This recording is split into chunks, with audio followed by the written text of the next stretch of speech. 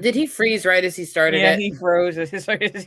And I'm like, what is he Great going live through? start. Wow. And for a moment there, I'm like, is he thinking really hard? And it's like he's not moving at all. Yeah. Um. Well, folks, whoever is watching right now, I guess we'll do our best to entertain until the host is actually comes on. But we are gonna one of the topics we're going to be talking about is the Rings of Power. And how they're bastardizing the work. And I retweeted a tweet, which is like spot on. This is Elrond, the Herald of Gil-galad, who fought in the Last Alliance, is now a quote canny architect. Galadriel, who never fought in the War of Wrath or Last Alliance, is now a commander of the armies. Yeah, and that makes no sense. And you know what gets to me about this is if they really were interested in trying to push their agendas. Well, again, as I've said to you and as I've said all over Twitter, the dwarf females were supposed to look like, physically be like the males. How hard would it have been for them to use it for their gender normative destructive stuff and actually be accurate to canon? But beyond that, the other side of it, which is really, I mean, they don't understand the lore, they don't understand the characters, and they do this to shoehorn it in. It's absolutely disrespectful. But you could have made multiracial dwarves and had it look completely normal and rational. All they had to do was just have the dwarves have different skin tones based on the different regions they live in, and some of them were supposed to live in volcanic mountain ranges. They could obviously be darker skinned, and it wouldn't have been a big deal, and it would have fit the lore and the canon. Well, those would have fit the lore in the canon, not the Cause of Doom ones, which is what she's like that dwarf person is supposed to be. I know. The things they could have done it. They could have done the nod to diversity without actually breaking canon, and it wouldn't have even been difficult. Well, no, because they had to create an original character. You know, it's like because they had to have a queen to go, yes, queen, at, and that so they could hail her at her feminine feet, even though she's supposed to be a bearded man. I'm sorry. Yeah. Welcome back, Orange. You're muted. You, yes, you. I can't hear you.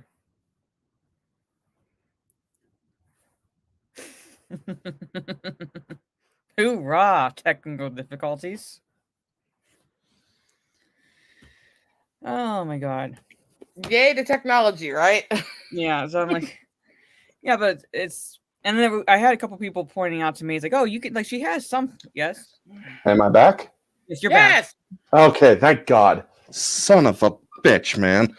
This freaking weather is killing me.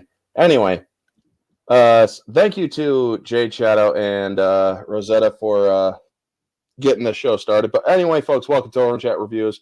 We're doing another random stream, and we're talking the Tolkien thing because I am a fan of Tolkien. And we got another, my friend Aaron. How you doing? Hey, what's up? Not much. We're just getting into the discussion about Tolkien. Awesome. But yeah, we are getting into this because as a fan of Tolkien, I am taking a lot of issue with what I am seeing coming from Amazon. Me too. I'm a recent fan of Tolkien's work. So also them selling the movie rights and gaming rights for $2 billion. I think that is also a huge problem. That's a little bull. Because well, once Christopher Tolkien passed away, I was like, oh fuck. Yeah, because I think it's either his daughter or granddaughter. She doesn't give a shit. Yeah, the grandchildren who give a shit, pretty much. Dude, there's like a saying where it's like by only like takes 3 generations to for a business to go under or something like that. Because by the 3rd generation, they don't give a shit. So she's allowing these companies to buy up all of Tolkien. No, she's the one hitting the sell button. Yeah. What? But I will say, I had issues at times even with things Christopher did, but at least he seemed to care about his dad some. I still had problems with him, doing like Lord of the Rings tarot cards when his dad was Christian and writing in his Christian mythology. Yeah, there were things I had serious issues with, but as a general, he did at least try to respect the lore of the stories. Yeah. Yeah. Now, for those of you who are just joining or who do not know, Amazon, I mean, you'd have to be living under a rock at this point, like a dwarf. But Amazon has basically got the go-ahead during Christopher Tolkien's life, while he was still alive, and while he was in charge of the Tolkien estate, they did say, if you change anything in the canon of Middle Earth, we are pulling your contract. You will not have a show. Then he died, and the estate went to somebody who didn't care and who cared about the progressive social identity politics agenda. And the only people who are white in this show seem to be the only characters who are actually are already known, like Isildur and Galadriel, who was in armor from these pictures that I saw. Yeah, I saw it's that. Like the people, the OneRing.com, Torque, they actually did a nice little rant, and this was from Bounding in the Comics, who covered it.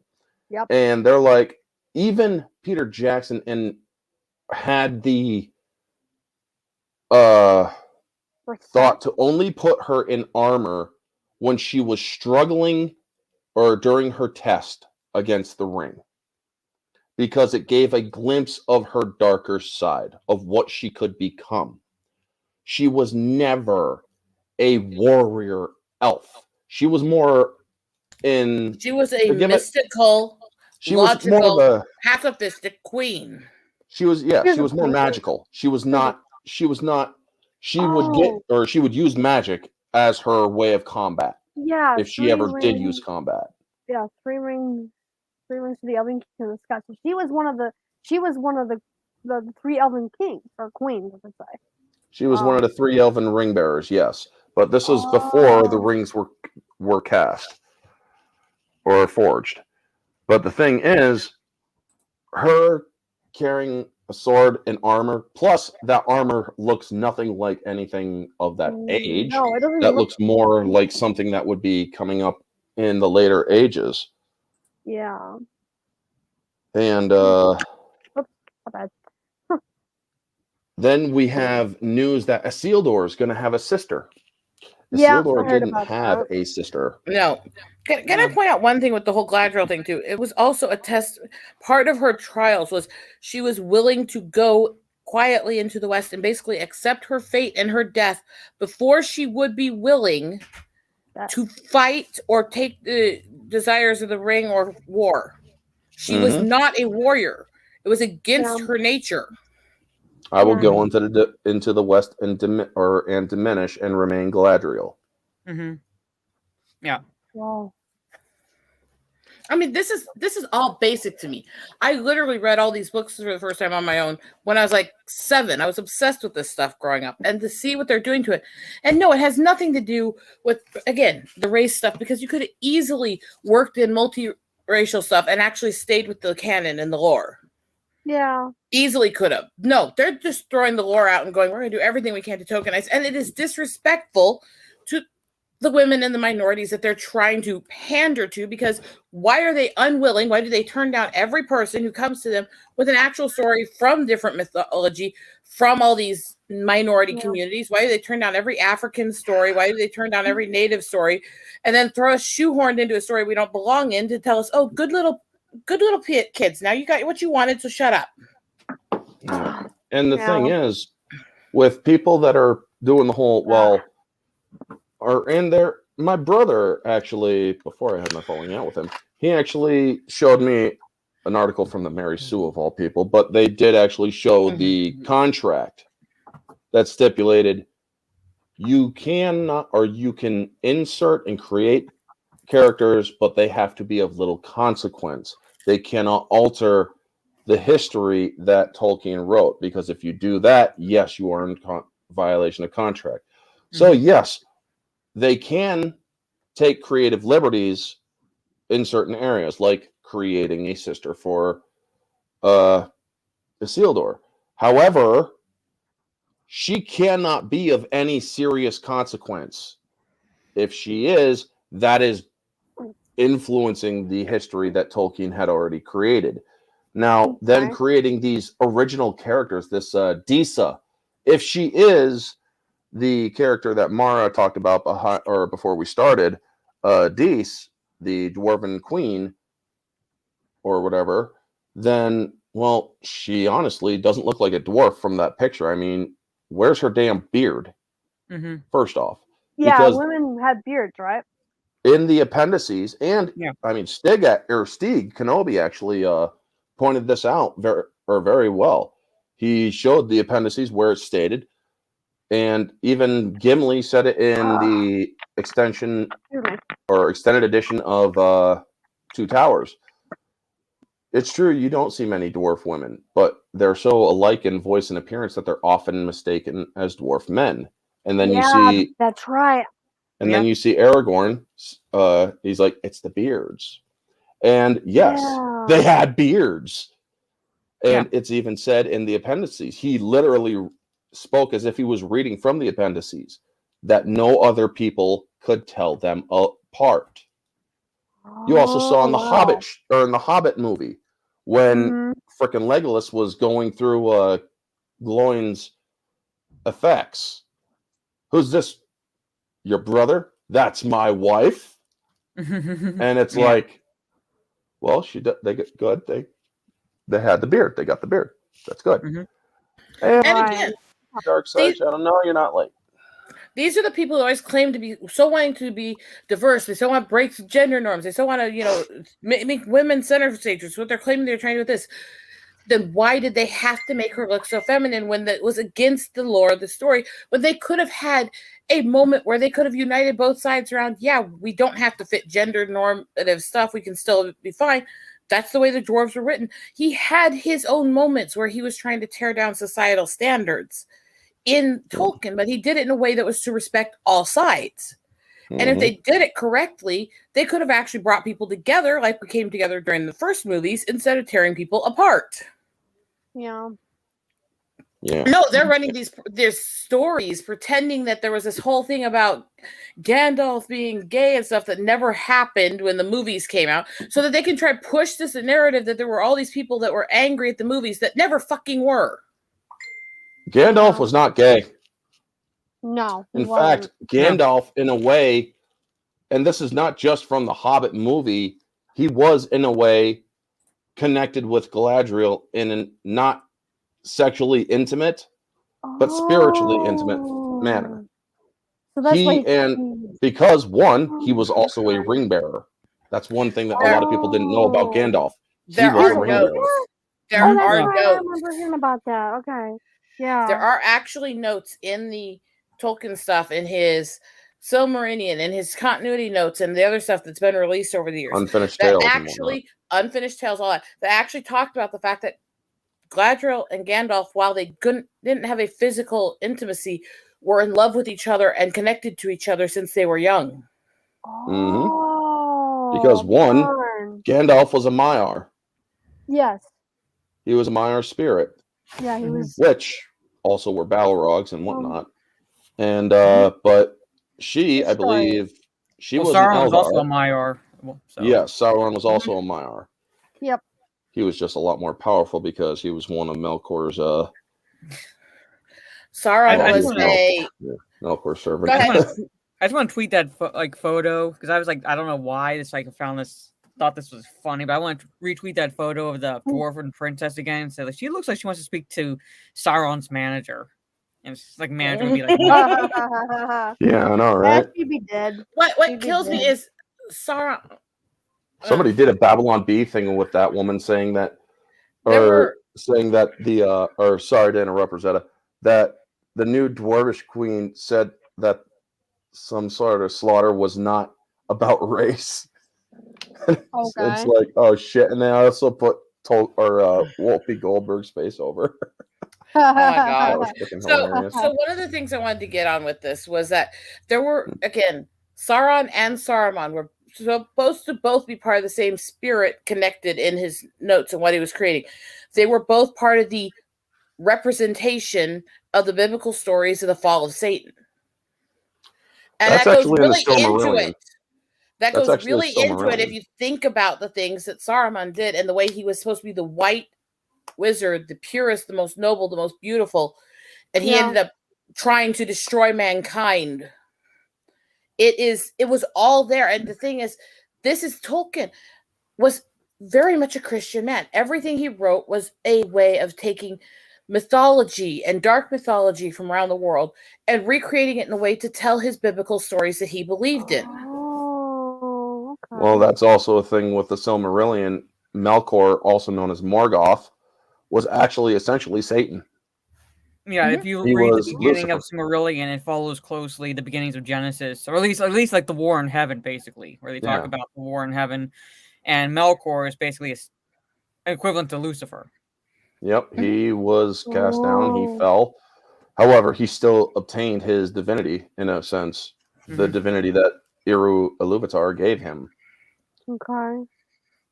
and he always stood against his creator. The Rings of Power, aka the Rings of Failure, is going to flop big time.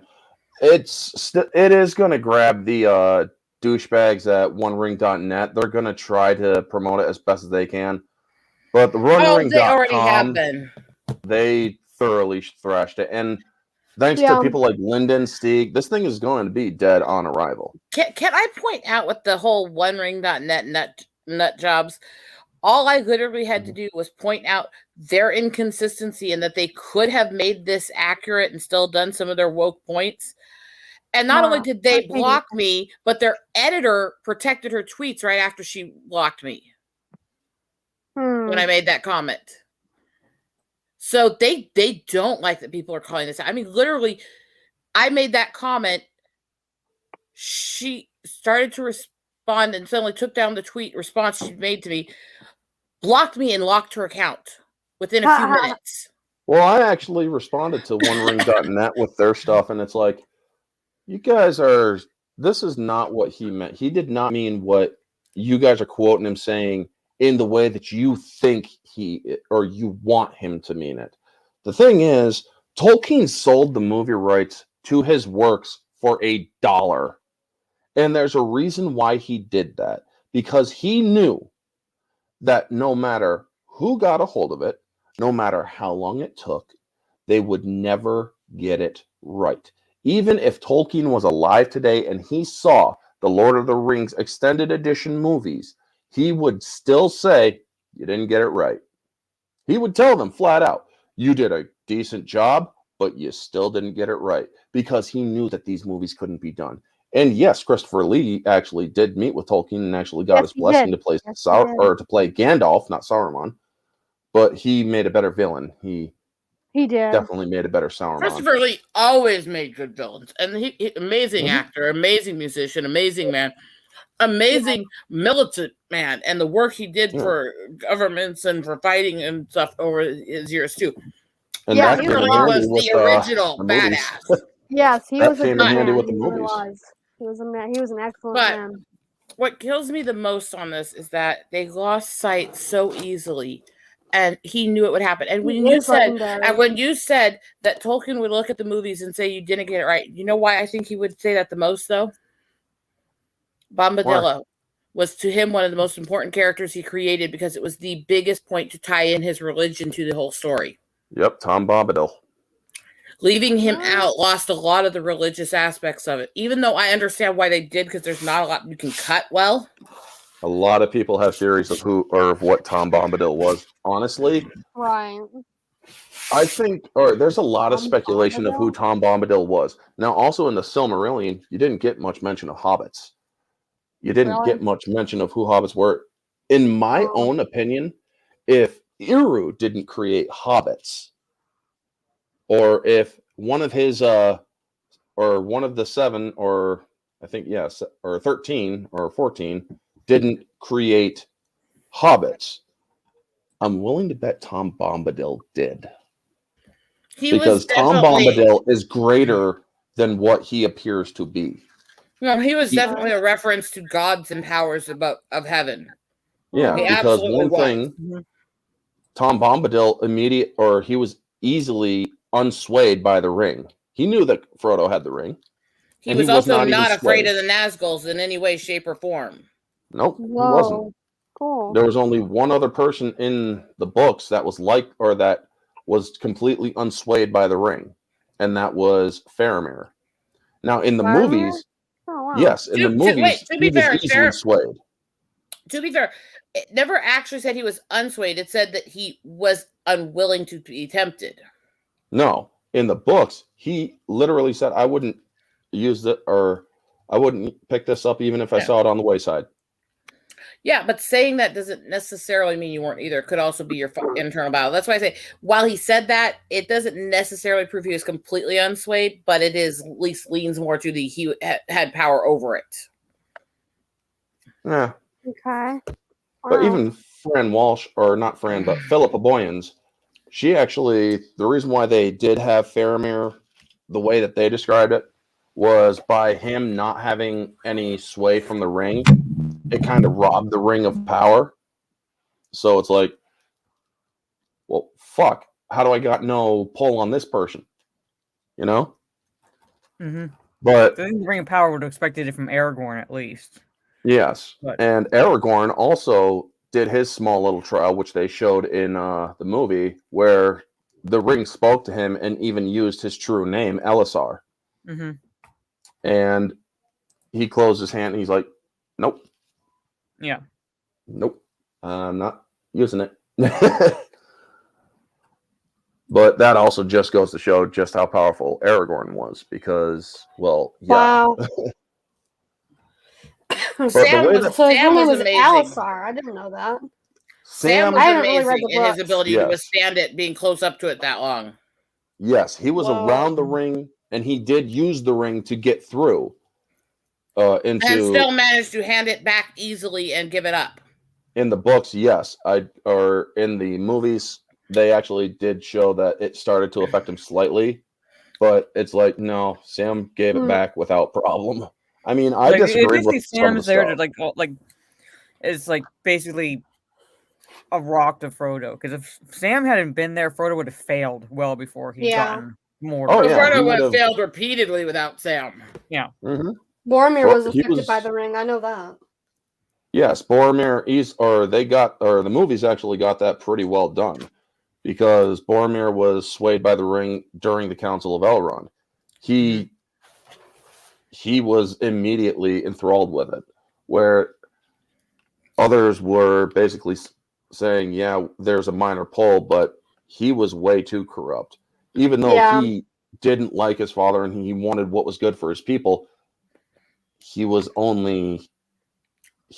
of any real noble stock. He wasn't like Aragorn, who was He didn't a have Dunedain. the strong, noble heart. And he had a generous heart where he wanted his people to be well, he was one of those, what you would call, the road to hell is paved with good intentions. He thought he could use evil to make good.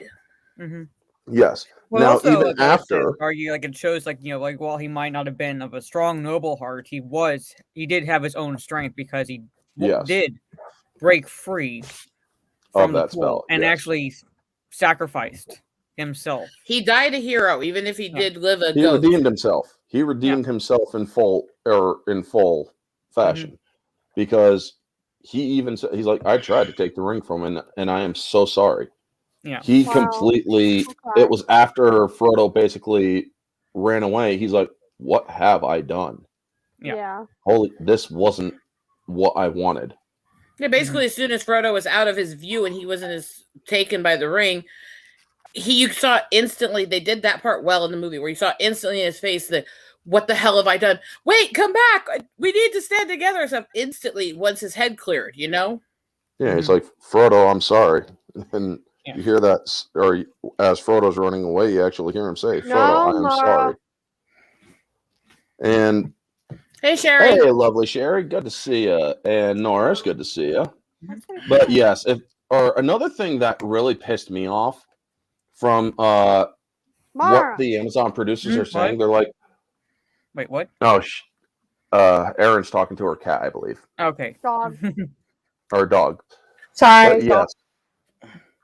But yes, woke or not, do you have or do you all have I Twitter and do. I YouTube can- links? I have Um, both. I can put. If I have a person in the chat who is a what am I trying to say? I am Mod? blanking. Wrench. Yeah, thank you. Wrench? I am Wrench a mod, wrench. yeah. Aaron, Wrench. I can't remember your channel's link. If you guys want to just drop your links back, I can do the wrench work. Yeah. I mean, So I can hold on. just look up Orange I Hat have- reviews on anything. Twitter, Twitch, and YouTube. So let me go find those Exactly. links. But yes, woke or not. Actually, I do want to give him a small promotion because woke or not has he's a new website that is doing reviews for movies based on whether or not they are woke or their level of wokeness. And I honestly think that is a website that is worth checking out and worth getting into and worth supporting. I actually did one for Scream 5 over there, and it's new. It is new. It's only a few days old, but it definitely, I do see that it could actually be a good way of spreading the word that there are reviewers out there who are basically calling out this woke or the wokeness, and who are or now there's a website that can actually focus it into a tighter group. Yes, it's a baby right now. But yes, so yes, definitely check out wokerNot.com, spelled basically WOKERNOT.com. And if you guys want to, or if anybody wants to sign up for it, it's completely free.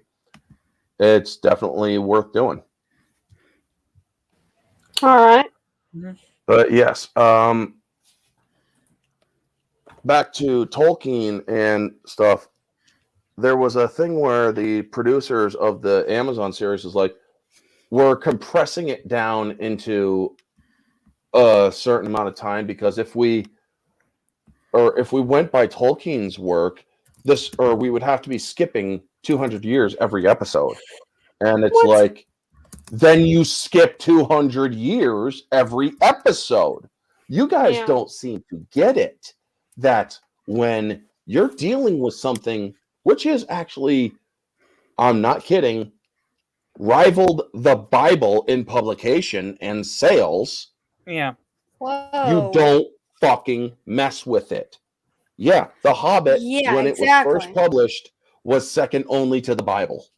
Mm-hmm. Whoa. That's awesome, dude. Lord of the Rings. And it's still popular even today, even since being published in 1937. Yeah, this movie this book has been around for 80 freaking years almost. Yeah. Well, actually, yeah, 80 years. And 85 this year, basically. So. Yep, 85 this year. And I have a 75th. That's pretty good. That's pretty good. I have a 75th anniversary edition of The Hobbit, and I love that book.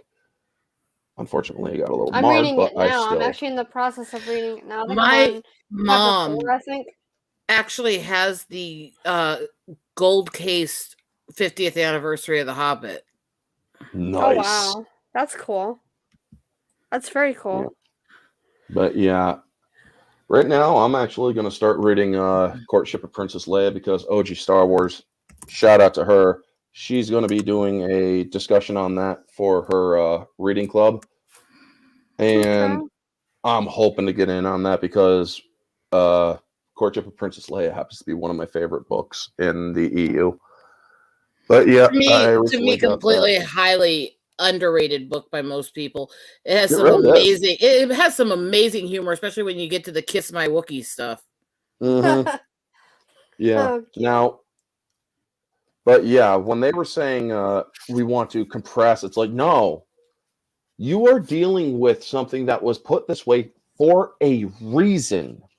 Yes, there are gaps in the history of Tolkien's works because he literally spent his entire or most of his life writing these stories. The man created a myth, history, several races, several languages, and all of it for consumption. And for those of you who are saying that it's not diverse enough, why? Because it's not on Earth itself? Because they're only looking at the human characters, and I'm like diversity, the races, dwarves, elves, and even in the elves, there's like diversity among them. So you have the wood elves, Sylvans. Sylvan. Mhm. Highborn, but I made her happy. Yeah, you have wood elves, you have the Sylvan elves, you have the other one. Oh god damn it, I can't remember all of their names, but you still have several different subsects of each or of the races.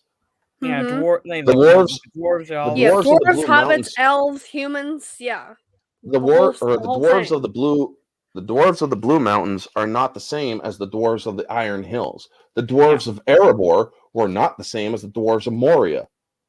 Whoa, They were all branches. They were related. They were related. Yes.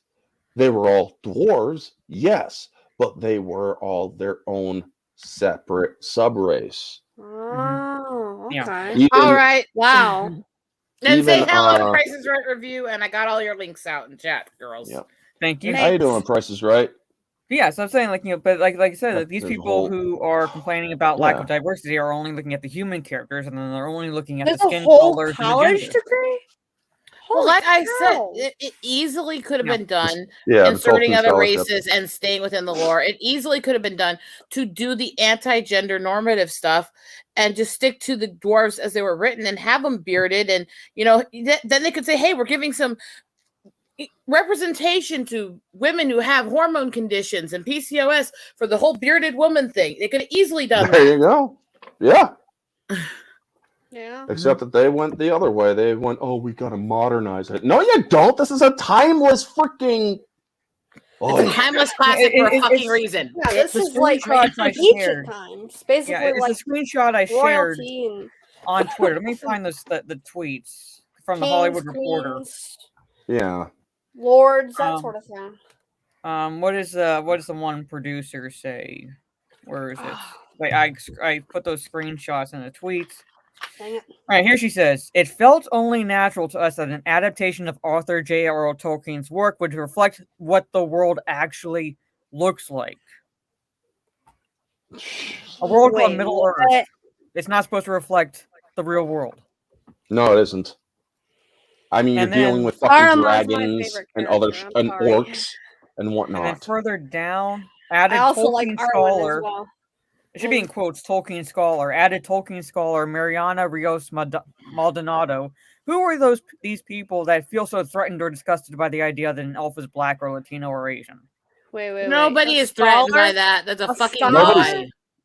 That is a bold-faced lie right there. The only person I see that's a scholar is Christopher Lee. That's the only person that I see as a scholar because he knew everything about the books. No. Tom Shippey was also a good Tolkien scholar. Who were working on the series and left, and that was a huge red flag when those two left. Let's be honest. When Tom Shippey left, oh yeah, they should have said, "We are screwing up here." Like those two, but definitely Tom Shippey. When he left, I was like, no, red flag.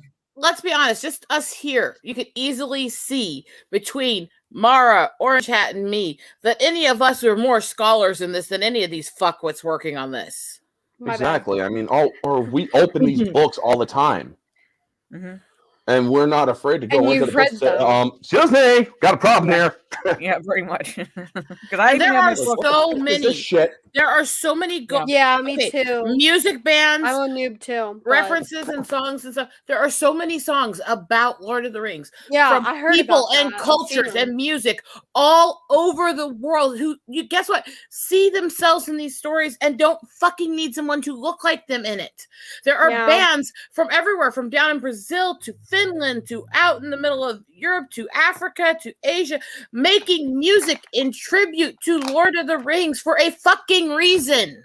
Wow, that's pretty cool. Mm-hmm. There's something called the Tolkien Ensemble. They did that back in back in the early to mid 2000s. And they have tons of songs from the books themselves. And here's another thing that they didn't really do well in the Lord of the Rings movies. They didn't really tell a good passage of time. Okay. Because like, people think that like barely any time passed between Bilbo Gandalf. leaving and Frodo leaving, but Mhm. actually 17 Yeah. years have passed. Yeah, it's like yeah, 17 that's years. right. and Because whatnot. Frodo It's is like supposed to be the same age as Bilbo when he left in The Hobbit. Like to Yeah, complete it's kind of like supposed to be, I a guess. juxtaposition of the journeys, basically. So Yeah. and they cast a 20-something or a 30-something-year-old Elijah Wood at the time, and I'm like, really? I didn't well, think to be Elijah fair, Wood. Hobbits I did have kind to of look say, young because they age I differently. So I could have see to that. say, I wasn't sure about Elijah and asked them playing Dude the had parts big eyes. when they first casted them, but when I watched it, I grew to fucking love them in the parts because they Yeah. took They the embodied the characters onto their characters. heart. They They really did. embodied it. They cared deeply. You can tell they studied the context of the characters and who they were in order to play Yeah. the part. You could tell that it was passion to them doing it. And Yeah. Sean Astin's always been one of those guys I've always kind of appreciated, anyways, and not just because the reason he has the Astin name is because he was adopted by John Astin, yeah. You Yeah. gotta Yeah. get the fucking Addams family, for crying out loud. Anybody who knows me and knows my passions in the Gothic stuff has to understand. And basically anyone in that family has a growing place in my heart. And Cool. John Astin's always been one of my favorites, but it's more than that. Sean always looked up to John. He always tried to live like he taught him, and you saw it in Nice. what he did. That's You pretty cool. know? I never knew about that. Yeah. Actually, Sean Astin's mother was Patty Duke, and John That's cool. adopted him and took him in when they broke up because she was going through rehab. Mhm. There's a Oh, pizza okay. parlor in freaking Kalamazoo, Michigan called Bilbo's. Nice. That's awesome. Nice, love it. Dude, that is awesome. Let's go. I'm actually from Michigan. Unfortunately, I can't go there. So Never Too far cared away. about characters. Well, here's the thing: if these idiots in Amazon actually met or could actually converse with any of the characters in Tolkien's world and actually ask them, well, don't you think that some people, or what about, why not have darker skin characters? Well, what darker skin do? Yeah. What is its purpose? It's so easily they could have Diversity. had they so easily could have. They could have had some of the darker elves from some of the deeper woods have a little bit darker skin without being batting an eye. They could have had some of the people who live in the mountains with the volcanic ash and stuff have a darker skin, and nobody would think twice about it. They had to go for flipping it and changing the lore, changing the characters, changing the genetics themselves of the lore in the characters because woke. When it was absolutely not needed. They could have done a more diverse story by not doing it, by working them in the way I said, by having the character with her beard and having her not fit gender norms and stuff. They could have done it better and actually respected the people. Exactly. I mean, hell, or something that a lot of people don't realize is, I do believe, didn't Eowyn actually take over the Golden Hall of Medicel? I don't know. I've not. Eowyn. I remember Eomer. Huh? I think Eowyn did. Eomer, he married an elf. Eowyn, yeah, I remember. Eowyn married an elf, and Eowyn did take over Rohan with Oh, Faramir. okay. Let's talk so basically, about an alliance between Gondor and Rohan, like kind of let's talk about, he was one of the first ones to really push a woman to the front of a military battle like that, and that she could do it because no man can, and that is in the book. Yeah, she's that blonde woman. For fuck's sake. In a sense, Eowyn was basically based on Joan of Arc, except with the visions and stuff. Really? Well, wow. She was basically meant to be the woman in battle. And again, he did it with respect without dismissing the men as being worthless, but yet still she could do what the men could not. And that was in the books. Okay. Well, yes, because there was the prophecy of the Witch King where no man could kill him. Thing is, a hobbit could. What they meant was no species, or that no man or male. Like physical male species. Oh yeah, because she defeated the Witch no King male of human, but a Angmar, female. right. No male human. Yeah. A hobbit could have killed the Witch King.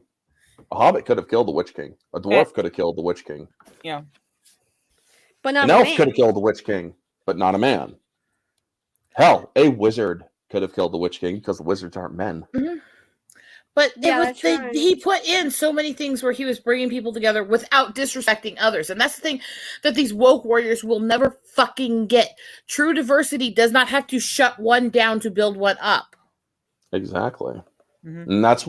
And that's the thing that these people don't get. They love to come at us. What we're trying to basically tell them is you do not have to cut others down in order to build something up, because that is not diversity. That They're is outright attacking the that's not fans. inclusiveness. That's exclusiveness. Yeah. It's the same rant I've made at these feminists for fucking years. You are not strong as a woman if you have to tear men down to feel strong. A strong person is strong because they can build themselves up without tearing others down. Mm-hmm. Exactly. Yep. And there are some serious lessons to be learned from Tolkien and from his writings. One of the greatest things I love from even the movies or the books is some of the lines that Gandalf came up with or said. Mm-hmm. True courage is not knowing when, or is knowing not when to take a life, but when to spare one. I mean, that's showing compassion. That is something that because Tolkien himself, when did he start writing this? When did he come up with this? When was he envisioning this? In the trenches of warfare, yet he still kept a sense of compassion. The trenches of war, literally, World War. He was dying in a War, freaking field. World War I, which was one of the worst experience. Whoa. Yeah. There's more people even dying up until the last possible minute before they signed the treaty. The thing is that dying up until that point. A lot of what he wrote in the trenches. A lot of what he wrote was based on bedtime stories he came up with for his kids and then his grandkids. Yes. Mm-hmm. He was writing this as he was in World War One. He was coming up. He was writing the basic notes for Lord of the Rings and the Hobbit world. Aaron, he was coming up with his tonight. He was coming up with this stuff as he was in the trenches, and he was passing notes between his friends who were part of the Bohemian Tea or the Tea Society that they were part of. He was also talking with C.S. Lewis at the time, the writer of Narnia. Lewis, he was in with C.S. Lewis. Oh my god! You didn't know that they were best friends, right? Yeah, C.S. Lewis and him were best friends. They were best friends. They worked together as professors even for a while. Tolkien converted actually him to Catholicism. influenced C.S. Lewis to convert to Christianity, because C.S. Lewis was an agnostic, I believe, but he converted. When he first met him, No, he wasn't just an agnostic. He was actually an atheist. He didn't believe, anything. But there's a little more to that, Aaron, is that also they actually both wrote about the fact that they were being competitive when they were both writing them. They were writing Lord of the Rings and Narnia parallel times to each other and competing over who could come up with the best, competing with each other over who could come up with the best mythical metaphors for their faith. Awesome. I'm a big fan of the Narnia books. I've read almost every single one of them. Yeah, with the difference being that Tolkien's was more subtle in nature, and you can definitely see the Christian undertones in the. Tolkien went a lot darker and grittier, and Lewis went a lot more mythical and lighthearted in it, and that also showed the reflections easier. God. And there's another. Also, I heard that there's another Narnia movie in the works. Oh man! I hope they actually do it right. The thing is, they've tried to do the Narnia series multiple times, and the reason why it always fails is there's so much to do in each movie. It takes so long to film. The kids are always too old by the time they finish it, and they never finish them. Every time they've tried to make it, they never finish it, and it drives me nuts because I love the series.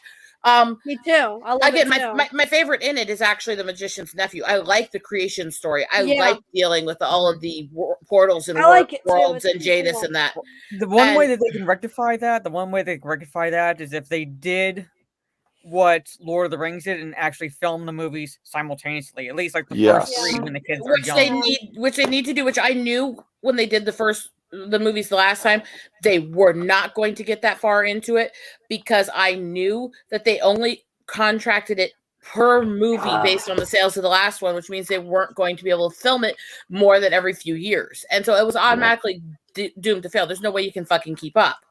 Yeah. And I loved the movies, actually. I do see one of the things that killed a lot of people was seeing the traitor played by Warwick Davis because he played Reepicheep in the first set.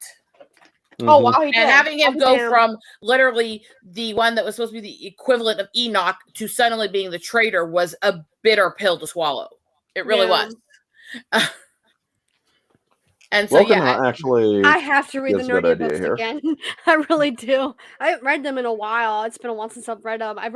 I started reading them when I was probably about 5th grade, 6th grade. So I mean, I got into them like as soon as I first saw.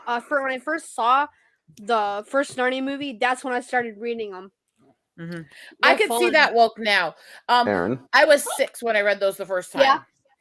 this says your comment for you, Soul Assassin. Tell your friend Adela to watch the Tolkien film if she hasn't. It's called Tolkien.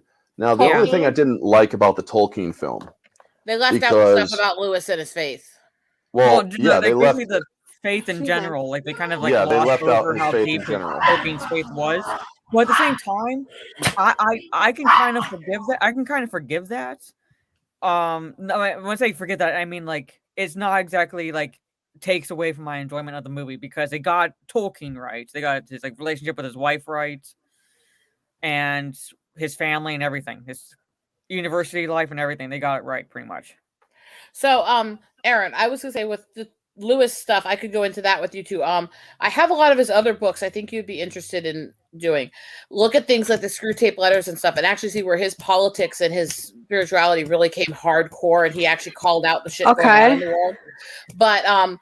I was 6 when I read the series the first time. I remember back when I was Job Corps age, teenage, my mom decided to replace the books, which my first set had burned in the house fire. So she got me a book that had all 7 of them in one book, and it had them in chronological order. And she gave me that on Christmas Eve to keep me entertained, because I'm one of those, I have nerve conditions and anxiety issues. So anytime there's something exciting going on, I can't sleep.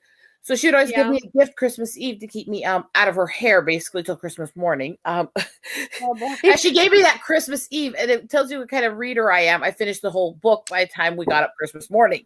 Wow. Oh my gosh, wow, that's awesome. And here's another thing with these fools. I'm willing to bet they wouldn't eat, or if you actually asked one of these idiots at Amazon what divides the ages in Lord of the Rings, I bet you they couldn't even tell you, and the answer is very simple. They couldn't tell you at all. No. Do it, Orange. It's a mark of time it's a marked time of significance that divides the ages. The first age was the time before was the time of Melkor and Morgoth and his reign. The second age was the fall of Morgoth, and then ended at the fall of Sauron. The third age began at the fall, or from the fall of Sauron, and continued on. And the fourth age began when Sauron was completely destroyed. Yeah. Okay. Now, if you ask any of these people at Amazon, what divided the ages? They'd be like, huh? They'd be confused. I mean, that's basically how they would handle it. Like, I'm confused. Even if they hadn't read the books, it's literally in the first Lord of the Rings movie, like where the second age ended, the third age began. The fall of Sauron. Yeah. Oh, also, Aaron, while you're into it and you're going into the different Christian fantasy storytellers, actually read the books connected to A Wrinkle in Time, not that shithole of a false story they made the movie into, because the books were anti-communism, written by a Christian author. And the time quintetlet that A Wrinkle in Time started, the fourth book in it is called Many Waters, and it is literally where the twin brothers that she had, accidentally screwing with their dad's science experiment, sent themselves back in time to the time of Noah and the flood, and had to help build the ark. Oh, wow. Huh. Okay. So, yeah, to anybody who questions what her religious and political viewpoints were, please read Many Waters, obviously, because anybody who doesn't understand, read A Wind in the Door, where they're dealing with the health of Charles Wallace, the little boy in the first book, which was the second book. That book chronicles them going down to mitochondria level and building him up from the demons attacking his body at the atomic level. Whoa. Hello. Not kidding. Wow. And a lot of the theories behind mitochondria and the discovery of them came from her in that book, actually. She was a scientist. Read A Swiftly Tilting Planet, which deals with them going back and forth through time and space and into different people to help stop a dictator from being born so he wouldn't destroy the world. Whoa. And that was my favorite book growing up when I was little. And that one is the reason why it's so offensive that they decided to race swap characters in A Wrinkle in Time, because that book deals directly with the fact that those families came out of persecution of Celts and paleskins and redheads. It deals specifically, yes, it deals specifically with the fact that you find out the reason why Calvin's mother is so unstable and abusive is because she went insane from watching her brother beat to death as a redheaded stepchild as a kid. Oh, man. Yeah. So, I mean, that there's reasons it's fucking offensive that they decided to flip that. Because it was specific about dealing with a very specific persecution and bigotry that is very often ignored in society. Yeah. Yeah. Unfortunately, it is. It's ignored a lot. Yeah. But yes, read those. And if you decide to just have fun with it and go with it, start looking up, read the books that came after. There's an entire series, long series she wrote of teenage mystery novels and stuff like that that are based on Megan Calvin's kids, including things like Dragons in the Water and stuff like that. Ooh, okay. Mini Waters, you said? Yeah. But Okay. the Time Quintet, the 5 books that made up the series for Wrinkle in Time, read them together. It is a beautiful read because they are deep scientific, mythical, social, political, some there, but not in a point to divide, but to unite. It even calls out being hateful and trying to unname or defame those you disagree with. I'm about to really piss off. So yeah, read them. They're wonderful. Okay. They're like a must read, and with or they're given the picture of Tolkien's quote, and I'm about to say, here's a better read. Here is a better. God, I just went on a nerd tirade. I'm sorry. You're all right. Hey. I like literature, really, really into literature and mythology. And I've always been into fantasy and trying to understand why mythology exists the way it does, where each myth comes from in the human psyche, how it developed and stuff. Because if you want to understand cultures, you want to understand human development, psychology, study mythology from around the world, see where the different myths parallel, because they all tie together to how every culture tried to explain the things that they saw around them that were beyond explanation through the lens of their gender and political and social and religious viewpoints. Okay. And it's the greatest thing to understand humanity and actually find a way to parallel yourself and understand different cultures without being so angry. It helps unite. But yes, getting back to getting a little picked on in chat with it. Well, love you, Solid Bryce. So, but yes, getting back to Tolkien. Sorry. It's okay.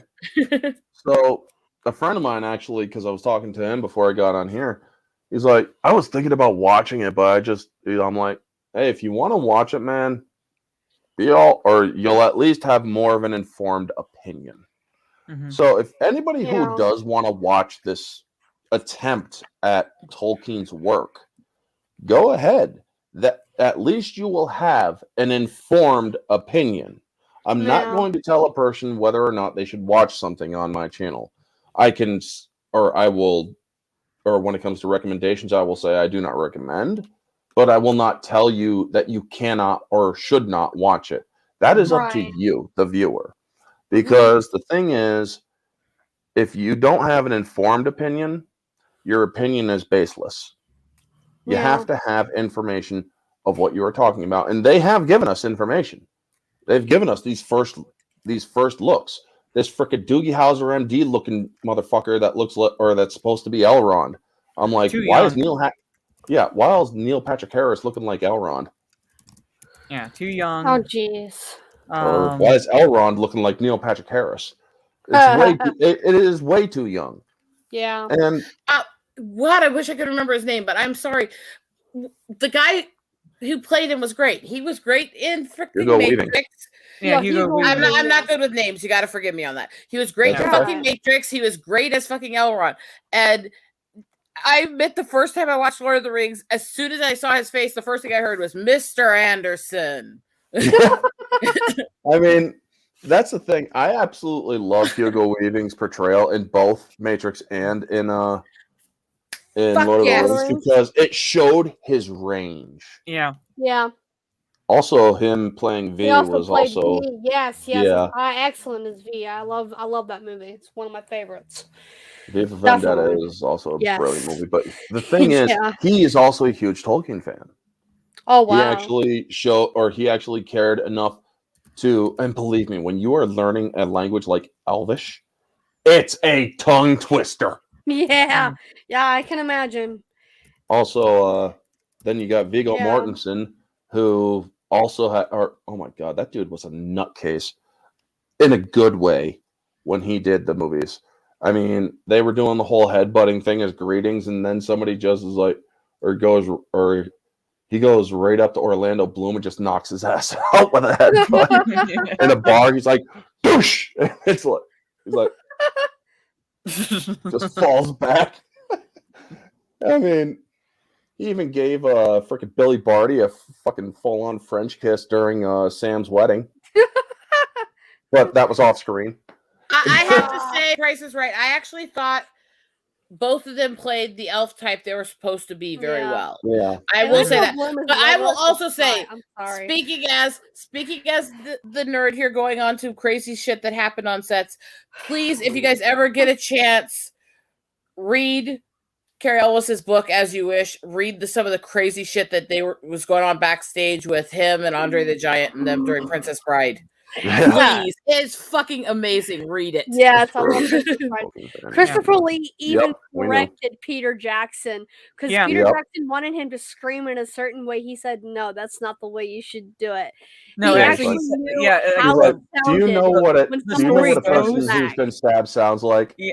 Yes. Well, I do. I do. Yeah. He's like, He well, I actually do. knew what it sounded like when someone was stabbed in the back.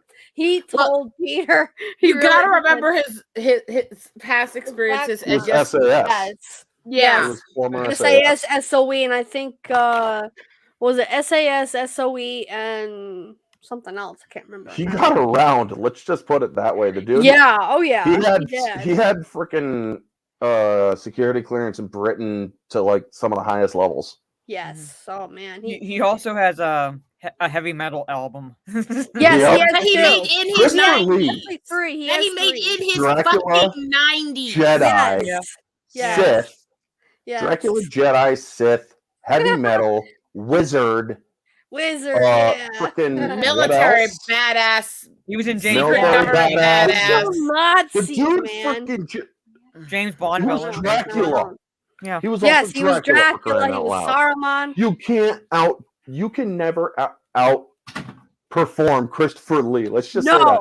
No, you Nobody will be able to cannot. outperform No. that man. Christopher Lee is legend, and everyone should honor his memory always. He's fucking Mhm. amazing. He was I- absolutely one of the most amazing. And this is from a girl who's not even into a lot of the horror stuff he did most of his career.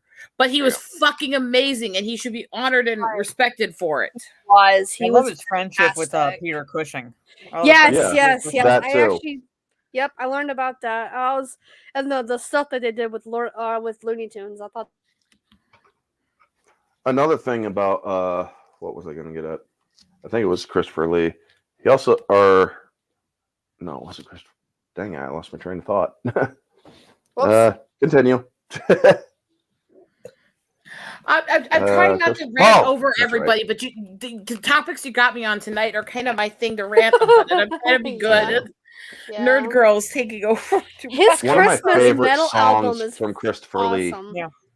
One of my favorite collaborative songs from Christopher Lee is "The Bloody Verdict of Verdun." Hold on. You can actually look that up on YouTube. There is a music video, and him wearing a freaking get up with a crown is just ridiculously hilarious, but awesome at the same time.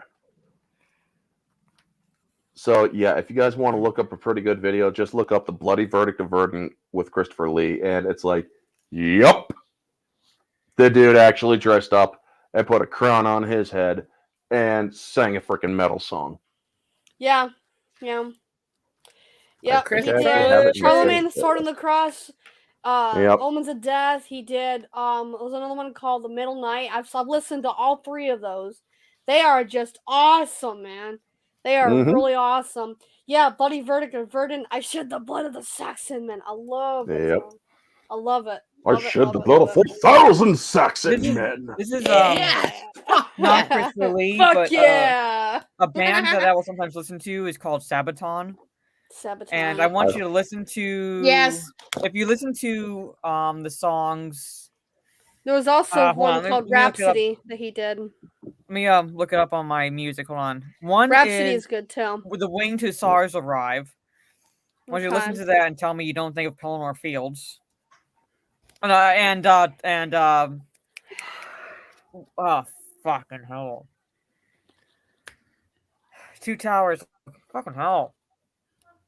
Battle of Helm's Deep? Helm's Deep! Yes, fucking hell. I was like, it's on the tip of my fucking tongue. I'm looking at it, I can see it. But like, listen to Winged Hussars Arrive and tell me. I've got to get into reading more of the Lord of the Rings. You know, this kills me as you're talking about the people in metal that sound like this and that, and my brain instantly went back to the early days of Amberian Dawn over in Finland, because they have a song in their beginning of their career where this scrawny little Phoenician blonde boy sounds like fucking James Earl Jones doing Vader stuff as playing and he's voicing in this song basically the devil trying to tempt the woman. And he sounds like fucking James Earl Jones doing it because of the way he's speaking. And it's like, oh my god, how did this scrawny little white boy sound like James Earl Jones? Oh my god, James Earl Jones is awesome. It's so key on to his voice. It's one of my favorites still. So, God, while we're going through our love of Tolkien, what scenes in any of the Lord of the Rings trilogy movies or Hobbit movies, what scenes gave you goosebumps? And I'll start with Mara first. The scenes that gave me goosebumps. You said either Lord of the Rings or The Hobbit? Either or both. However many you got. I love the Lord of the Rings more than the Hobbit trilogy because I have my own issues with the Hobbit trilogy. Same here. But as far as the Lord of the Rings, probably, oh Jesus, God, gave me goosebumps. Like the whole trilogy essentially gave me goosebumps. But I think one of the scenes that gave me goosebumps is when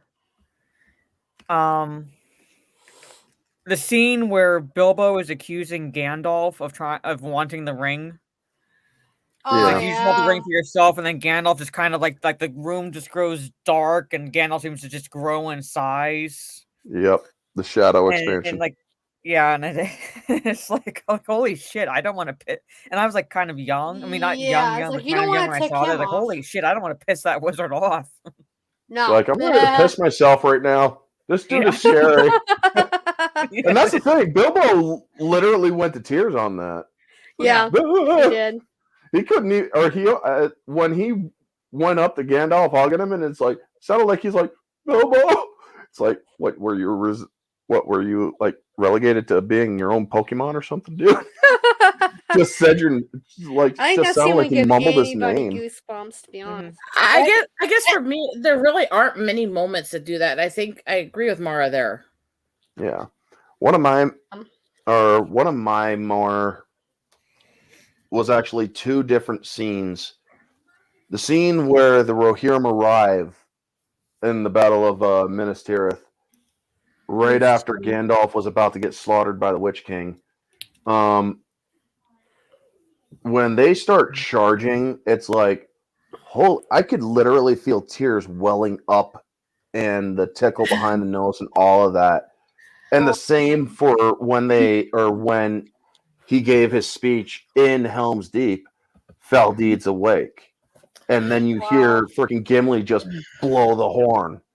And I'm like, oh yeah. Tide just turned, go till it. I was gonna say I have actually 3 I would cite as the top ones for me, and I'll actually give you one even with The Hobbit because while it's not as good as the originals, there are issues with it. A, it's still better than 90% of the shit we're getting today. Yes. B, with Cumberbatch's voice and how they debuted Smaug and him coming out in his full glory was very intense. Yeah, I have to admit, but I mean, Christopher Lee would have done better. Lee was a different kind of character, but I mean, I'm They'll not a say big fan of Cumberbatch, but he voiced Smaug very well. He voiced Smaug really very did. well. That's my good point for Hobbit. It was literally Strider, just one person alone, marching straight into the field of his enemies coming at him, just carrying the sword like great bitch. But it's also that moment of seeing the Balrog and Gandalf standing against it on the bridge is just intense. Yeah. Because it shows you how strong and how devoted to his cause that wizard was. Yeah. Mm-hmm. Yeah. Mara, it's been great seeing you, sweetie. Mara, we love you. Give yourself a plug before you go. You want to give yourself a plug before you go? Oh, give myself a plug. Okay. No. That sounds all kinky. I mean, well, not that plug. But my YouTube channel is obviously Jade Shadow. It's like right there underneath my avatar, so you can. I'm sorry for the limited content. So it's been like you'll notice it's been a long while since my most recent video, and that is because I'm student teaching. So my days are short. It's not easy for me to come home and make a video. So what I've been dedicating myself to doing is like mainly live streams, either on the YouTube side or my Twitch side, Jade_Shadow. Right now on Twitch, I'm streaming the soul-sucking Mario Kart. Aren't you Jade Fire over there? What? Jade_Fire, yes. Yeah. Because you said Shadow, and it's like, wait, what? Yeah, I'm the one with the branding problem, but I was my when I was coming up with names, I was going with Mara Jade's ships. So YouTube is Jade Shadow, Twitch is Jade Fire, things like that. So that's why I have different kind of names on each one, but it's still me playing Splitgate, Resident Evil 2, and when Horizon Zero Dawn Forbidden West drops, I'm going to be streaming that as well because I pre-ordered it, and maybe Elden Ring. So I stream a variety of games. So you like those games, come check me out over there. And also on Twitter, I'm making SJWs cry just about every day, and all I do is point out words like non-Tolkien, and they're like you're just focused on skin color. Like, where did I put that in the tweets? No, isn't that how I met you, Mara? Us joining forces with each other repeatedly to make them cry. Yeah. Yep. Yeah, I actually got a feminist to block me because like she didn't like the fact that I was pointing out that attraction begins as physical attraction, and like so basically it is based on looks initially, but personality keeps you and things like that. That's what I was pointing out to her because she was upset that I was pointing out that fact with basically the human race. And so I pissed her off by tweeting a gif of from Liar Liar saying that's just something ugly people say, and she blocked me. That's a good one. I love Liar Liar. That's one of my fucking favorites. Yeah, it's a good movie. And I thought I was making a new friend.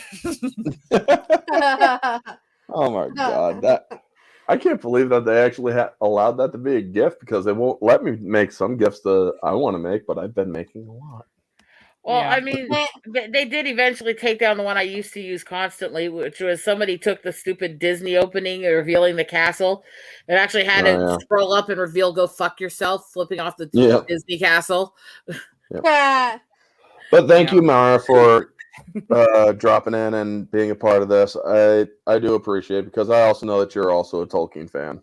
Yeah, I while on camera, I show off my Urukai blade again because I have it like still in my room. Ooh, an Urukai. Nice. Urukai blade, yeah. There's my girl. I have replicas of Legolas's knives. I have a replica of Arwen's sword. I love that sword. I have the axe. It's actually my brother's. But it's actually my brother's a replica of Gimli's axe. Oh, not fair. Yeah, so like we are big Tolkien fans in this family, Nice. pretty much. Oh, and I also, Ooh, yeah, what's my one that? brother has like a replica pipe. Oh, it's a yeah. pipe. Oh, cool. You know what pisses me off still is one of the things that was stolen when all my stuff was stolen years ago by my brother's ex was actually an actual solid gold version of the Ring of Power. Oh, dude. Yeah. Besides the fact that she stole my fucking hardbound of the Doomsday Saga, she stole my there it is, real gold Ring of Power. One ring. Oh no, I'd be pissed off. This one is Yeah, not I gold. swear to you, if I ever find that bitch, they It's need not. dental records. I ever This find is that bitch, they tungsten need dental carbide. records. Yeah. I mean, I have a ring as well that I got for Christmas, but yeah, not solid gold. And I would, Yeah. it's not so much the fact that it was like would be solid gold, it's like the fact that it was the like Ring of Power, it was stolen, and I'd track her down. So Yeah. I mean, this one, you could literally drop off the Empire State Building, it wouldn't blemish. The thing is, she stole all this stuff from my brother and me while I was in Job Corps, and by the time I could get out, it was like 10 months later, so I didn't even know it happened until she was long gone. Yeah, that still pisses me off. But that still pisses me off. I miss those. Yeah. I do have to jump off because I have to get up early tomorrow. Take care, sweetie. Have a good sleep, girl. We love you. And then back to molding young minds. Yeah, good luck with that. Oh, you're doing it. Yeah, at least we have somebody on our side. I mean, yeah. So I'll see you all later. Bye. Yep. Bye, Mara. See you later. I'm still laughing at what Soul Assassin said there. I would have played Hot for Teacher on her way out, but I didn't want to get my channel struck. What did Solar Assassin say? Mara and Eagle Rider are savage on Twitter. I've seen the burns. Yo, yeah. Those people are going to need a lifetime supply of aloe for that shit when they cross paths with Mara and Eagle. Definitely. They're gonna need an ice pack for that. Ice pack, aloe. Doesn't matter. I just have to point out, 9-degree burn. You know, I'm the kind of person who I'm sitting in the chat with a friend who's on a stream the other day, and he's telling everyone on the panel how he loves hanging out with me because she's savage as fuck. And without blinking or thinking about it, before I didn't even say thank you. I said, "What the fuck? You just called the native woman savage. You're gonna get canceled." And he's like, "Oh no!" No. He laughed his ass off. He knew me enough. He laughed his ass off. But it's like, I'm sitting there going, what kind of fucking bitch am I? My first response is, I'm going to cancel you. Now, one of my favorite parts, when I saw the Battle of Five Armies in The Hobbit, this is only in the extended edition, because the character of Alfred, you wanted him to have his comeuppance. Yeah. If you watch the theatrical version, he doesn't get it. He just runs off with his trousers and shit full of gold. Now, in the movie or in the extended edition, he's hiding in a catapult just as Gandalf's trying to fight a troll and get get Radagast's staff to work. And Alfred drops one of his coins on the release to the catapult, and it launches right into the into the ogre's or into the dude's mouth, and I'm like, fucking finally! Why didn't you put that in the freaking theatrical? It's like, dude, fucking deserved it, man. Choked, or freaking ogre or whatever choked on his or troll freaking choked on Alfred, and it's like, yeah. Awesome. If I would have seen that in the theater, I was like, I've seen that. I would have been kicked out of the theater for freaking celebrating too loudly. Because it's like, that bastard deserved to die in the most heinous of ways. I could put it there. But yeah, I'm trying to keep the wind from blowing through this window. I literally have a sheet of plastic wrap over my window because this window was put in backwards, and it sucks. But it does keep the majority of the wind out, and I'm so happy about that. I was gonna comment. I just thought of something to tell Soul Assassin. You know what's really funny is how savage I am on Twitter. And do you know who was to blame for me actually starting the Twitter? Who?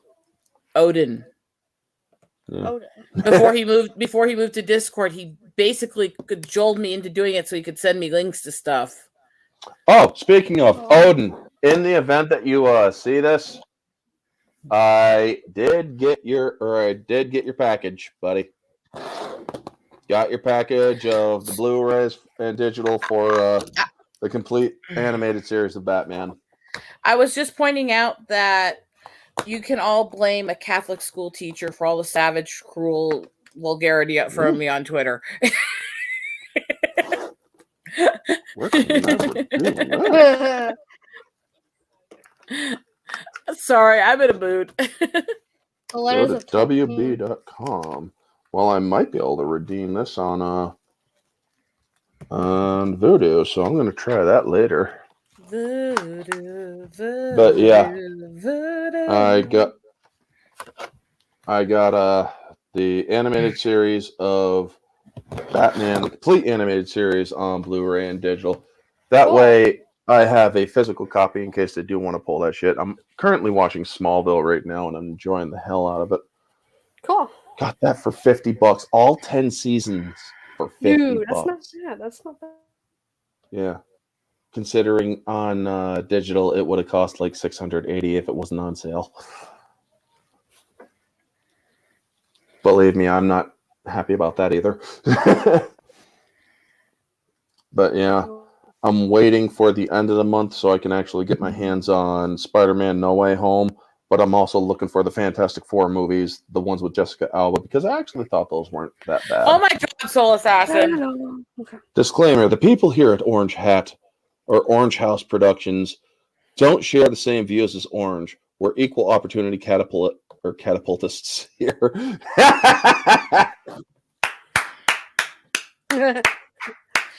Bravo, well played. But yeah, oh God, I finally got my flannel sheets on my bed, and God, those are a godsend because they are so warm. It could be negative degrees outside, no heat on in here, and I could just sleep freaking soundly. And it's that's like, why I don't like flannel sheets, because I can't stand warmth against me when I sleep. I overheat so easy. Everything's got to be like cool and fans going stuff even in the middle of winter. well, here in the country, girl, we use flannel sheets. I grew up in the mountains. Don't act like you're all much more redneck than me. I grew up in the mountains too, so hot. Besides, I grew up in the ultimate redneck redskin family. I mean, What are your What are your games? dream games you want to see get made someday? Oh God. Elder Scrolls 6. I'm not much of a gamer nowadays. I would love to see Turok 2 remade and re-updated and whatnot. I mean, I stopped being a gamer a while back, dude. I don't do much gaming anymore. I can't afford it. Yeah. But I do have an Amazon wish list. So if anybody wants to get me something from Amazon, I'll give you my freaking wish list. I'm not just gonna. I'm not going to. No. There's 6 and Oops. all. Alright. So, Because, yeah. you for me. Alright. And I usually don't do this, but you know what? I feel like, or it is also my birth month. So, yeah. Same here. My birthday was just a few days ago. So. That is my And damn funny wish. because your birthday is actually a day before mine. That's really cool. the interesting thing is that Orange Chat here shares a birthday with my niece and goddaughter. That's pretty cool. Nice. Yes. Things on my wish lists include the Indiana Jones Holy Grail Cup, Thank you. the Cross of Coronado from Indiana Jones, Nice. a black one ring that is tungsten carbide, size 14 for my fat finger. Cool. And the Raccoon Police Department keychain, 4 pieces collection set, Biohazard R82, cosplay accessories, unisex fashion, whatever.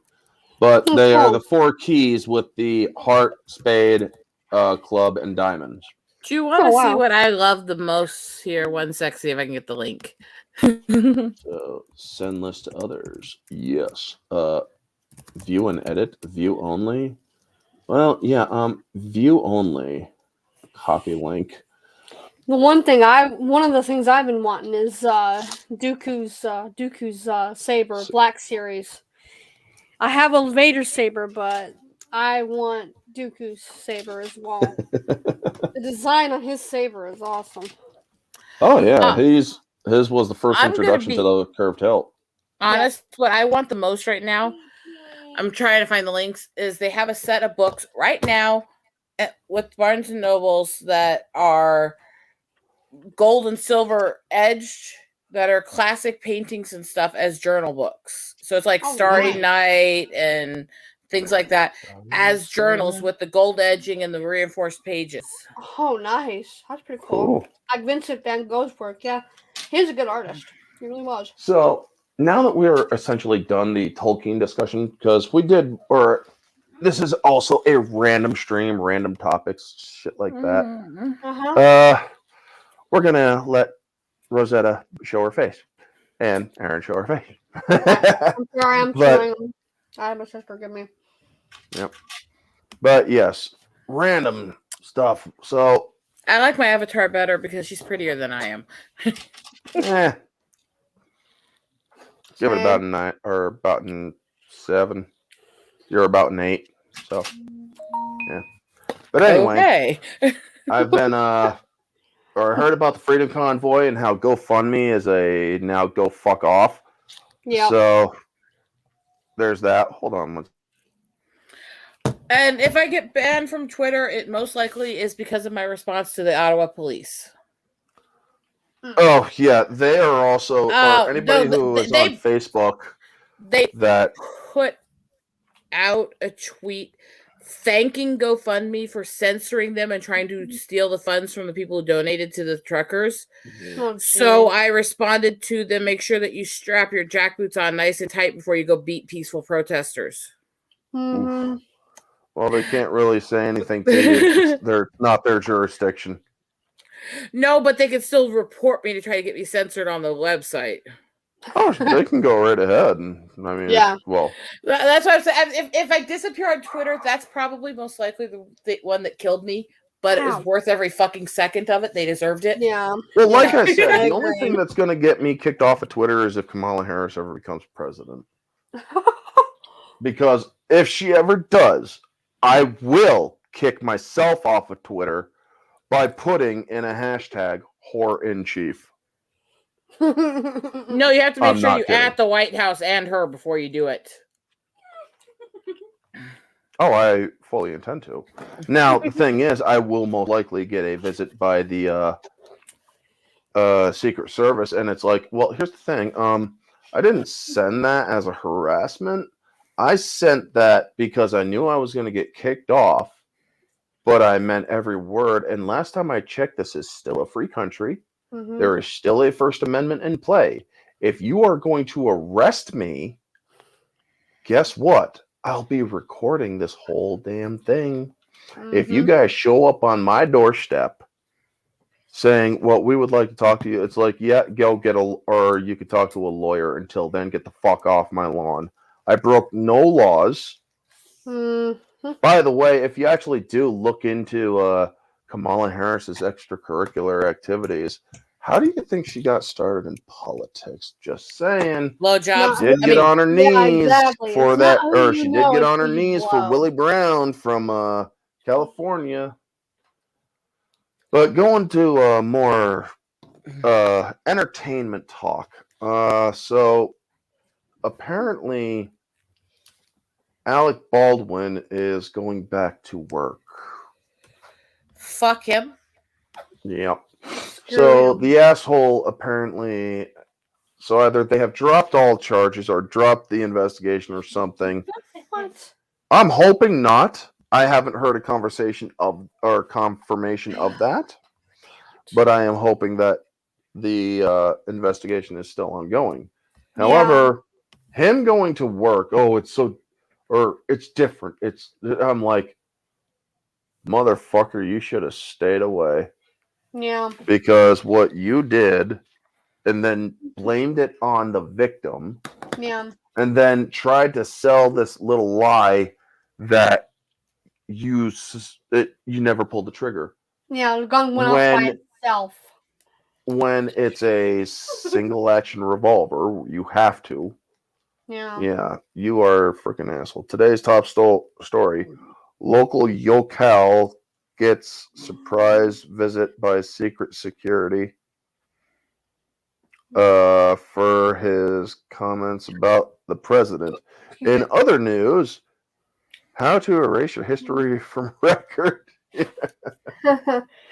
Yeah, Well, his the thing movies is, aren't going to folks, be the same. I'll tell you that right now. I'll tell you this No, right he's a now. worthless piece of shit and a crap ass actor. Anyways, he's always a fuckwit. Yeah, Baldwin had some good roles. I will give him that. He was good in Few and far Beetlejuice. between. He was good in I never Beetlejuice. liked Beetlejuice. I never could stand it. It's way too Tim Burton. It's not bad. Ugh. It's not bad. It was literally Tim Burton's mind come to life. I know. Why do you think I can't stand it? Well, then you're a Tim Burton hater. Yes, I am. I've never denied that. I call him fucking poser god. But anyway, he's the modern yes, hero. he had that one. And what was the other one that I saw him in that was not too bad? Mercury Rising was actually not that bad either. Okay. I haven't seen that one. I've seen Beetlejuice, but I haven't seen that one. It was Bruce Willis, an autistic kid, and Alec Baldwin ended up getting killed because he was the bad guy. So that's probably why I liked it. But anyway, yeah. One of the things I liked his brother Daniel Baldwin in the vampire movie with James Woods. James Woods, okay. Stephen Baldwin is the crazy one and whatnot, but it's like he seems to have a little bit of a solid head on his shoulders, even though he's fucking batshit crazy. No, he's actually not as crazy as he's made out to be. Yeah. He's a little hyper and a little weird in his speech, and he comes off that way when people take him, clips out of context. But if you actually listen to the clips they take in full context, he's not that crazy, really. Have you ever seen him in Biodome with Pauly Shore? Long ago. It's like or when they were doing their little fart thing, he's like, I'm like, his eyes are in the back of his head. He's like, and I'm like, and they're guessing what each other are eating because they keep on farting. He's like, dude, you had Doritos, nacho cheeser. It's like, fucking brain is fried, dude. It's great shit. But yeah, Adam Baldwin, not related to the Baldwin brothers, awesome actor. Small shit here and there. Also was in Independence Day. Still, good actor. Have you guys seen Surf Ninjas? Of course I've seen Surf Ninjas. I have not seen that movie is freaking hilarious back in the 90s. I mean, it's like that movie. After I saw the Teenage Mutant Ninja Turtles movies and number 2, Secret of the Ooze, and then the kid shows up in Surf Ninjas, and it's like, nice. I mean, the kid is playing or is watching or is influencing reality with a fucking Sega Genesis or the handheld Sega game. Oh. It's like, yep. What are you doing, Martha? Yeah. But anyway, how long have we been going? Almost an hour and a half. Yeah, I should start winding it down. I was I gotta get going either way because I gotta try to get some stuff done before I do my nighttime and calm down. So, and I gotta get some sleep so I can wake up at 2. But anyway, I do want to let everybody know on my channel, Thursdays are going to be what used to be my Friday streams for now on. So when I do my versus streams, they're going to be Thursday nights at 9 instead of Friday nights because I'm sick of freaking trying to compete with Friday night tights. And honestly, it's just better that I go Thursdays because nobody that I know is really doing too much on Thursdays. It's better to just go live then. That way, the Friday night tight people can have their own Friday night tights and have their 12,000 people watching them and whatnot. It's good for them. You know what? I'm not banging on them. I'm not bashing on them. It's good for the bigger channels to get together and do their shit. You know, we're smaller channels. We need to try to carve out our own freaking thing, and we need trying to compete with the titans of freaking YouTube right now in our community. It's not really helping. So yes, my Friday streams are moving to Thursday. And Lethal, if you ever see any of my streams, are you ever bringing back the full Aussie, buddy? Because I miss it. Hey, Riot Kitty, you're just catching it at the end. I will possibly be doing a mystery review soon, folks. It may not be the one that I intended to do, which was going to be Sound of Thunder, so now it's not going to be that. But that is still a good movie. I will be doing a mystery review soon. Also, I will be doing or bringing back movie discussion streams. And the Full Aussie wasn't canceled. It was put on hold indefinitely because there was an altercation, or verbal altercation between two of the hosts. Oh boy. The host got in a war over a question that fucking Gentry asked him. Yeah. Oh, jeez. But anyway, Who knows? that's why. But anyway. And then Gentry tweeted it out saying, "Not sorry," and laughing. Okay. Well, yeah. But anyway, the first series of discussions will be The Hobbit and Lord of the Rings trilogies extended editions. Cool. All right. So those will start in March. The versus streams, or hopefully I will get a few more suggestions from people. If you want to suggest a versus stream, it's my... Oh, we lost Rosetta. She had to go. So yeah. If you want to suggest one, it's either on Facebook. You can contact me on Facebook Messenger or Twitter. My post or pinned tweet on Twitter is the one where you can do your submissions. I will look into them. If I approve them, you are automatically welcomed on as a panelist. So yes, those will start mid-March. Anyway, folks, that is going to be the stream. Thank you to Mara. Thank you to Rosetta. Thank you to Aaron Adela. And this has been Orange Hat Reviews. Have a wonderful night. And always remember to stay humble. And thank you, Riot Kitty, for thinking up some suggestions. Take it easy, folks.